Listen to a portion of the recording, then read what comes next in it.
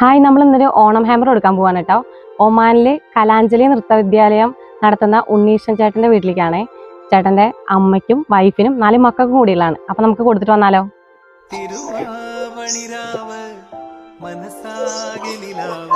ചേച്ചി ഒന്ന് ഏറ്റവും തുറക്കും. അഡ്വാൻസ്ഡ് ഹാപ്പി ആണോ?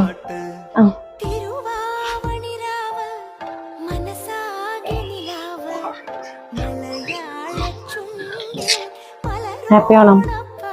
ആരെന്നാവും? ഹാപ്പി ആണോ? ആണോ? ഉറപ്പാണോ?